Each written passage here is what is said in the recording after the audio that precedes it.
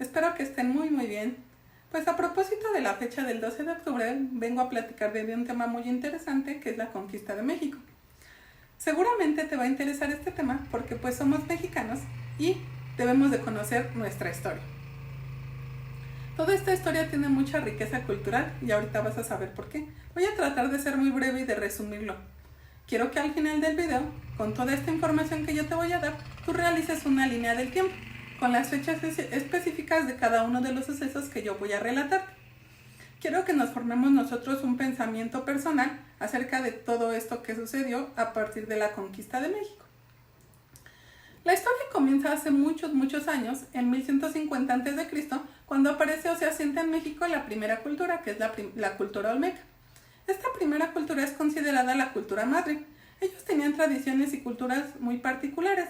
Después de la cultura olmeca vinieron muchas culturas a asentarse en México. Todas ellas tenían tradiciones diferentes, pero tenían en común que eran politeístas. Esto es, que creían en varios dioses. Tenían el dios de la lluvia, el dios del sol, el dios del maíz. De hecho, algo muy curioso es que ellos creían que si se enfermaban o había alguna epidemia o pasaba algo malo, es porque los dioses estaban enojados y entonces ellos les hacían rituales a sus dioses o hacían sacrificios para agradar a sus dioses. Todas estas culturas, desde la cultura olmeca y todas las culturas que se asentaron en México, representan una gran riqueza cultural para nosotros. Porque desde ese entonces, te estoy hablando desde 1150 a.C., se han conservado nuestras lenguas indígenas. Atravesaron un proceso muy difícil que fue la conquista y a pesar de todo en la actualidad seguimos conservando esas lenguas indígenas. Pero además de las lenguas indígenas, también conservamos algunos platillos tradicionales prehispánicos. También conservamos lo que sería el rendirle el culto a los muertos y las ofrendas que se hacen, viene desde tiempos prehispánicos. Es por eso que todas estas culturas para nosotros representan gran riqueza cultural y debemos de sentirnos orgullosos de ellas. Generalmente las lenguas indígenas se pierden porque a los jóvenes actualmente ya les da pena hablar una lengua indígena, pero si conociéramos realmente nuestra historia y supiéramos la riqueza cultural que representan las lenguas indígenas, probablemente todos trataríamos de hablar esas lenguas indígenas para que no se perdieran. Después de que aparecen las culturas, la cultura olmeca y se asientan varias culturas, el 20 de junio de 1325 se crea la Gran Tenochtitlán, que era una ciudad muy importante. Era la capital del Imperio Mexica. Y bueno, resulta que un 12 de octubre de 1492, Cristóbal Colón, que venía de España, decide hacer un viaje y bueno, sus barcos se desvían. De hecho, él pensaba que había llegado a la India, pero no, curiosamente llegó a América, llegó a México y conoció a los indígenas y se dio cuenta que existíamos, que teníamos una gran riqueza cultural, que hablábamos lenguas indígenas, pero que también en México había oro. Cristóbal Colón, así como otros conquistadores, vieron en los indígenas una gran oportunidad de enriquecerse, de obtener economía fácilmente, a través de obtener el oro, pero también al explotar a los indígenas y hacerlos trabajar por jornadas muy largas. Obtenían trabajo de los indígenas. Los españoles se sentían superiores a nosotros y creían que los indígenas eran inferiores. En 1325 se crea la Gran Tenochtitlán, pero después de que viene Cristóbal Colón y conoce a los indígenas, deciden que tenían o que podían conquistarnos por sentirse ellos superiores. Entonces, pues viene una situación muy difícil para los pueblos indígenas de México, porque tenían que estar a expensas de lo que les dijeran o les dictaran los españoles. Una vez que Cristóbal Colón descubre América, vienen otros conquistadores, entre ellos Hernán Cortés, que el 13 de agosto de 1521 hace que caiga la Gran Tenochtitlán después de una gran batalla. Y en 1521 también Hernán Cortés funda la Nueva España, lo que ahora es México. En ese entonces, pues él le puso, porque él quería el nombre de Nueva España.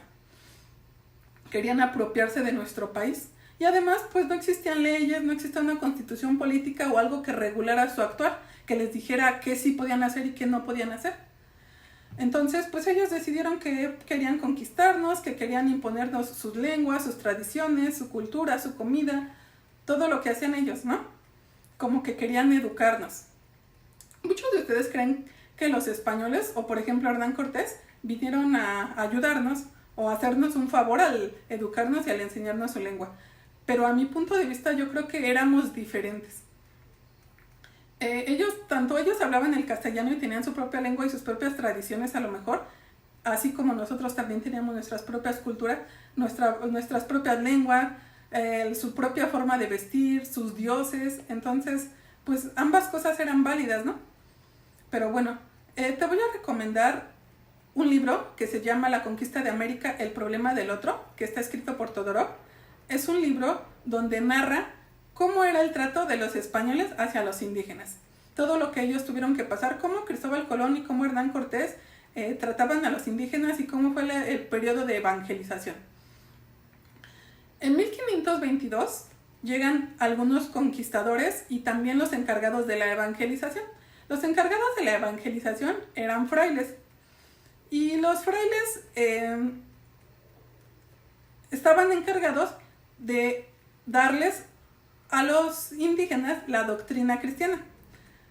Para eso, pues lo primero que tenían que hacer era hacer que los indígenas terminaran con sus ideas de varios dioses para poderles inculcar la idea de un solo Dios, para enseñarles el castellano, para enseñarles también artes y oficios, por ejemplo, que a lo mejor puede ser algo positivo, ¿no? Que les enseñaron artes y oficios, pero no todo era tan positivo. Para eso, pues los frailes obviamente tenían que aprender primero las lenguas indígenas para poder comunicarse con ellos, porque si no, pues no podía haber comunicación. Había una persona que se llamaba encomendero, al cual se le asignaba un grupo de indígenas, se repartían a los indígenas y los indígenas eran considerados como encomendados. Estaban bajo las órdenes de un encomendero. A veces esos encomenderos abusaban, los lastimaban, los maltrataban, los violentaban, los hacían trabajar jornadas muy extensas. Incluso Cristóbal Colón y otros conquistadores también trajeron a personas de otros lugares, es decir, no solo tenían esclavos indígenas, también había esclavos africanos, esclavos chinos, traían esclavos de Asia y de África y de varios lugares.